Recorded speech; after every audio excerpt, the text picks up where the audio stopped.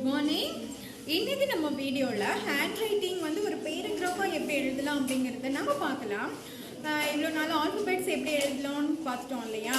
இதில் ஒரு ஹாப்பியான விஷயம் என்ன அப்படின்னா, நம்ம வீடியோவை பார்த்துட்டு ஸ்டூடெண்ட்ஸ் மட்டும் இல்லாமல் அவங்களோட பேரண்ட்டும் எழுத கற்றுக்கிட்டாங்களாமா. இன்றைக்கி நோட் எடுத்து வந்து இது எங்கள் அப்பா ஹேண்ட் ரைட்டிங் பாருங்கள் மிஸ், எங்கள் அம்மா ஹேண்ட் ரைட்டிங் பாருங்கள் மிஸ், மாற்றி எழுதியிருக்காங்க அழகாக நம்ம வீடியோவை பார்த்துட்டு அப்படின்னு சொன்னாங்க. அது மட்டும் இல்லாமல் இன்னொரு ஹாப்பியான விஷயம் என்ன அப்படின்னா, நம்மளோட இங்கிலீஷ் எப்படி படிக்கலாம்னு சொல்லி வீடியோ போட்டிருந்தோம் இல்லையா, அதையும் பேரண்ட்ஸ் பார்த்துட்டு அவங்களும் படிக்க ட்ரை பண்ணியிருக்காங்க. இப்போ நல்லா படிக்கிறாங்களா, பேரண்ட்டும் படிக்கிறாங்களா, அது கேட்கறதுக்கு எவ்வளோ சந்தோஷமாக இருக்கு இல்லையா.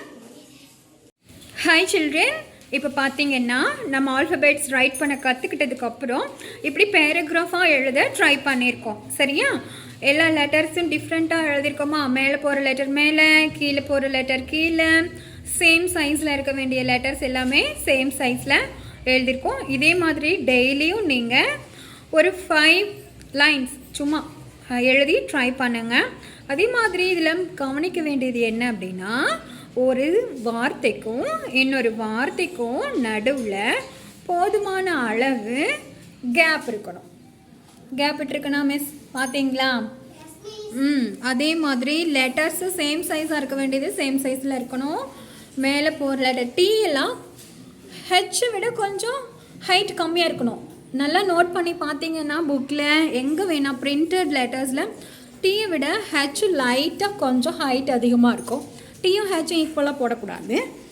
இந்த மாதிரி எழுதி நீங்கள் ட்ரை பண்ணுங்கள். ட்ரை பண்ணிவிட்டு உங்கள் ஹேண்ட் ரைட்டிங் அழகாக வந்துச்சா இல்லையான்னு சொல்லிவிட்டு கமெண்ட்ஸில் போடுங்க. ஓகே, ட்ரை பண்ணுங்கள். பியூட்டிஃபுல் ஹேண்ட் ரைட்டிங் வர வாழ்த்துக்கள். இது முடிச்சுட்டு அதுக்கப்புறம் நம்ம கர்சிவ் லெட்டர் ட்ரை பண்ணலாம். எடுத்தோடனே கர்சிவ் லெட்டர் ட்ரை பண்ணக்கூடாது. ஃபஸ்ட்டு நீங்கள் இந்த மாதிரி லெட்டர் ஷேப்பு, சைஸு, இந்த கேப்பு இதெல்லாம் ஃபாலோ பண்ணி ட்ரை பண்ணுங்கள். அதுக்கப்புறம் நம்ம கர்சிவ் லெட்டருக்கு போகலாம். ஓகே.